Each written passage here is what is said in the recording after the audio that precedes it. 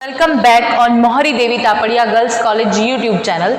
In this class, we will talk about poetry introduction. And you are students of English literature, so you have to know what is the meaning of poetry and how to make a poetry, how to write a poetry. So let's begin. So as the literal meaning of poetry, a collection of words that express an emotion or idea. And the second definition is a type of writing that uses language to express imaginative and emotional qualities instead of or in addition to meaning. So these are literal meaning of poetry. So what is the meaning of poetry? Poetry जो है एक collection of words, बहुत सारे words का collection है that express जो express करता है an emotion और idea, कुछ emotions को ideas को. A type of writing, ये एक writing का type है that uses language to express imaginative and emotional qualities instead of और in addition to meaning. ये है पोइट्री का इंट्रोडक्शन कि भाई पोइट्री क्या है. आप सबको पता है, आप लिटरेचर के स्टूडेंट हैं, आपको पता होना चाहिए कि पोइट्री जो है वो क्या होती है, इसको कैसे लिखा जाता है. देखो, पोइट्री लिखने के लिए हमारे में इमोशंस और फीलिंग्स होनी चाहिए और हमारे में कुछ क्रिएटिव आइडियाज़ होने चाहिए, तभी हम एक अच्छी पोइट्री लिख सकते हैं, एक परफेक्ट पोइट्री लिख सकते हैं. तो जो पोइट्री है उसमें हमें कलेक्शन का, वर्ड्स का जो कलेक्शन है वो भी हमें आना चाहिए. मीन्स हमें अच्छे अच्छे वर्ड्स का पता होना चाहिए, उनको कैसे एक साथ रखना है वो भी हमें पता होना चाहिए. तो ये है पोइट्री. ठीक है, अब आपको हम थोड़ा सा आगे पढ़ते हैं कि पोइट्री कैसे डेप्थ में पढ़ते हैं थोड़ा. देखो स्टूडेंट्स, अब हम देखते हैं कि पर्पस ऑफ पोइट्री क्या है. पर्पस ऑफ पोइट्री है to express ideas, feelings and emotion. मतलब हमारी जो आइडियाज़ है, हमारे में जो फीलिंग्स है, जो इमोशंस हैं, उनको एक्सप्रेस करने का एक ज़रिया है पोइट्री. ऑब्वियसली कोई पोइट्री क्यों लिखता है, पोएम क्यों लिखता है? जब उसमें कुछ अच्छे आइडियाज़ आते हैं उसके माइंड में, है ना, या कुछ फीलिंग्स आती है, कुछ इमोशंस होते हैं, तब हमारे से अपने आप ऑटोमेटिक हमारे माइंड में आता है कि हम कोई पोएम लिखते हैं. तो ये ऑब्वियसली आप सबको पता है कि पोइट्री क्या है. ये एक ज़रिया है हमारे इमोशंस को, आइडियाज़ को और फीलिंग्स को शेयर करने का. अब पोइट्री में जो चीज़ें मेन यूज़ होती है, जिनका हमें ध्यान रखना होता है, वो क्या होती है?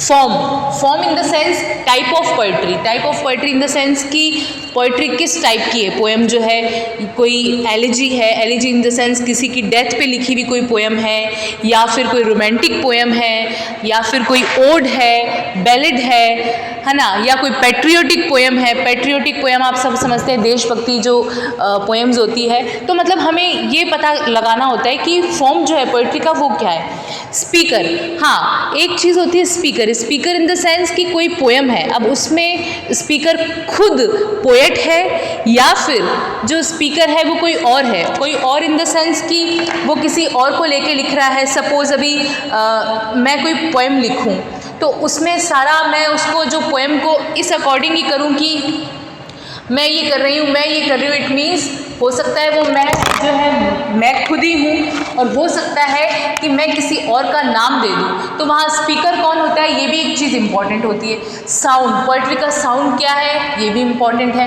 इमेजरी, उसको पढ़ के हमें क्या इमेजिनेशन हो रहा है, वो चीज़ भी इम्पॉर्टेंट है. फिगरेटिव लैंग्वेज, अब ये जो चीज़ है फिगरेटिव लैंग्वेज, ये हमें सबसे ज़्यादा इम्पॉर्टेंट है, ये हमें पता होनी चाहिए. फिगरेटिव लैंग्वेज का मतलब है, आप सबने हिंदी में अगर कविताएँ पढ़ी है तो आपने अलंकार पढ़े होंगे. तो यही सारी चीज़ें हैं कि कौन सा अलंकार है, इसमें क्या है. जैसे इंग्लिश में एलिट्रेशन है, हाइपरबल है ना. ऐसे ही इसमें फिगरेटिव लैंग्वेज देखनी है, कौन सा रिदम है, कौन सी राइमिंग स्कीम है. ये सारी चीज़ें जो है पोएम लिखने के लिए इम्पॉर्टेंट होती है. ये की एलिमेंट्स हैं पोइट्री के. तो हमें पता होना चाहिए अगर हम एक पोएम लिखते हैं कि उसका फॉर्म क्या है, ठीक है, उसका उसमें स्पीकर कौन है, उसका साउंड क्या है, इमेजरी क्या है ना, और figurative language. Figurative language in the sense कि हमें पता होना चाहिए कि इसमें कौन सा अलंकार यूज़ हुआ है, इसकी राइमिंग स्कीम क्या है. ये सारी चीज़ें इंपॉर्टेंट होती है. अब हम आगे देखते हैं कि जो पोइट्री है वो और किस टाइप की हो सकती है. हमारे जो पोइट्री है उसके मेन अगर हम टाइप देखें तो दो टाइप होते हैं, सब्जेक्टिव एंड ऑब्जेक्टिव.